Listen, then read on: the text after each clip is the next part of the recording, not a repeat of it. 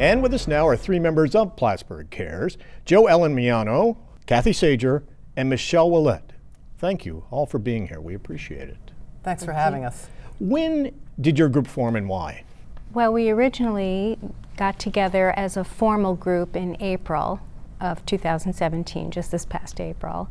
And we got together because it was brought to our attention that there were people, refugees in their community, who were in need of help, and so they were reaching out to community churches and asking for some support with getting people some of the things that they needed, because the federal government or government agencies can't provide services. But then the other component that really organized us was the mayor, Colin Reed, asked us to do something about protecting the refugees who were coming up from the bus from New York City and then getting taxi cabs on their way to the border, and the cab drivers were gouging them. And he had heard terrible stories about people being, whether they got a driver or somebody else to bring them as far as Plattsburgh and then on to the border, they were being gouged terribly. And so there was a terrible concern that these people were being exploited in so many different ways. And he said, what can we do about this? How can we help them? Can we drive them to the border? Can we take them? And can we organize some people to take care of those things? So that's basically how we got together. And so as the group formed, is that one of the first things you started doing? Did you drive them to the border? Not exactly. That's not exactly how it turned out. Did you want to speak to that? As it turned out, there weren't people asking for that. There are a lot of people who are just coming quickly through the area and not stopping even. What we did find are some families that were in need of other sorts of support, down to the bare bones in terms of finances and needing a roof over their heads or food in their bellies, and we were able to help with some of that. And as time went on over the next several months, how have you been helping the immigrants? The families that we've been working with most closely have needed a place to stay that was safe housing and free. Some of them needed guidance or help with paying for groceries or getting health care. We've navigated the children into our school system, so they're very happy and in the Plattsburgh public schools, being taken care of wonderfully by the schools. All of the people that we've helped, the families that we've helped, they've needed legal advice. And so a couple of them have gone to the border, been detained, bounced back.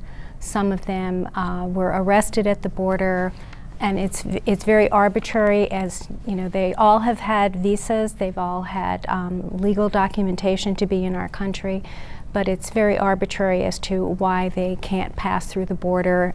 They get bounced back, and some are arrested and some aren't. And so the thing that comes up pretty consistently is that they need legal advice, they need housing, they've been placed in less than desirable motel situations, they've been spending a lot of money of their own, out of their own pockets to stay in these situations that aren't good at all.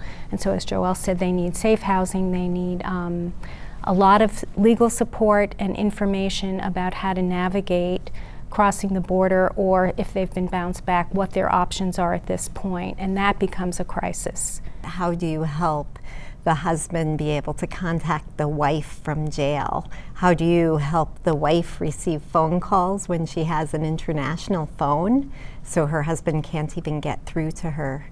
And when they don't speak English. And that's also, I think, one of the primary problems is we need translators to be able to communicate, understand what their needs are, and reduce the fear, the anxiety and the fear. They're in a foreign country, they don't speak the language, they have no resources here. It's frightening. It's really heartening though. The people in Plattsburgh, in the Plattsburgh area, are so supportive of these families. We've found in each case someone to translate, someone speaking their native language who has kind of adopted them in a way and come in and given them that emotional support so they feel like they have some kind of closeness where they can communicate their concerns And then the person then will communicate to us in English, this is what they're worried about, this is what they're concerned about. So for us, it's been really, an incredible experience to meet so many kind people in Plattsburgh that want to step up and help. And it did remind us, I didn't live here in the late 80s and early 90s, but apparently there was a very large immigration crisis here at that time. Canada could absorb so many, and then the rest came back to Plattsburgh. And so this is nothing new for our community, the kind of generosity that we have in this community.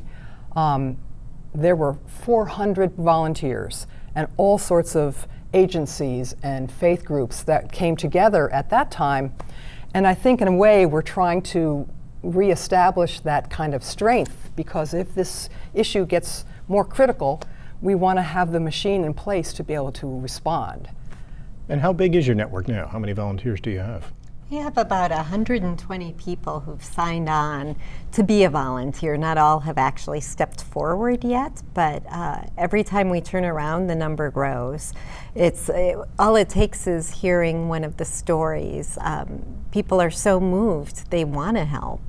And so more than translators, they're driving, they're taking them into their homes. What else are they doing?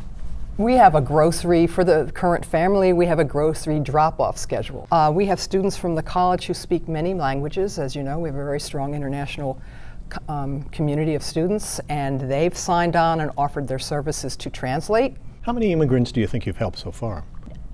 3 or 4 families come through of varying sizes. And we've also worked with people just in terms of providing information for them, or getting them resources, getting them some legal advice, even if it's a long distance kind of thing. And obviously you can't provide legal advice. No. Can you connect them though with legal aid? Are there legal services that they can connect with here in the North Country? This is a challenge. Yeah, it's the biggest challenge. We do have an immigration lawyer as part of Plattsburgh Cares, but he's one person. So you're reaching out to more volunteers. You're Yes. trying to get the word out after several months of really working quietly and doing this under the radar, so to speak.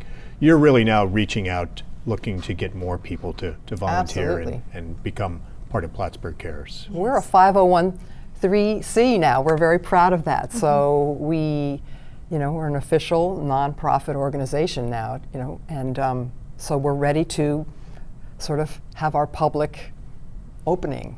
Like you say, we're working softly, and now we want to become as public as we can. So what type of volunteers do you need? One of the biggest things I think that we need right at this moment is help getting our pamphlets into the hands of people who are just coming through in a hurry on the way to the border.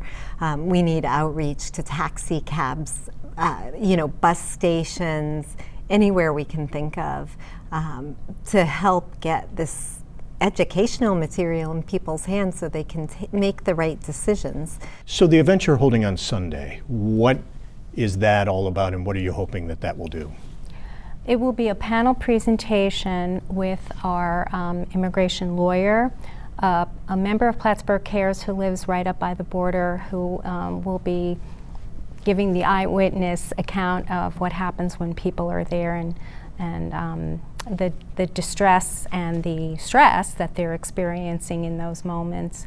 We also have the mayor, Colin Reed, will be presenting, and A representative from Solidarity Across Borders, which is the Montreal-based group, much more, it's been around longer than we have, and so we're actually learning a lot from across the border. And they were at your training session last They were. weekend, and they provide perspective of Yes. what's going on, and really you're seeing the effect of this not only on our side of the border, but also on the Canadian side of the border, where these waves of immigrants are arriving, and how the nation is reacting.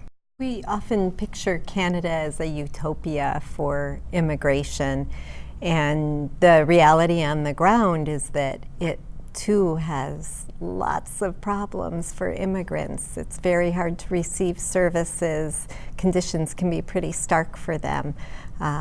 There is no easy path to what they are seeking. And even for the folks crossing illegally, it may in many cases guarantee them a hearing, but the hearing does not guarantee that they'll be allowed to stay in Canada. Absolutely. That's really Right. important And to the know. people who have the best prepared documentation and know what they need to do to be prepared so that when they arrive at that hearing, when they arrive at that initial interview, all these things have to match up beautifully. Otherwise, they won't meet the criteria to become a refugee. You're anticipating that you're going to see this for months and months to come, that the need is going to be here to help hundreds of immigrants potentially? Even if they understand how difficult it can be in Canada and how difficult that crossing can be, if they are desperate for a home because their home is not a place they can return to, they're going to keep coming. It's their only hope.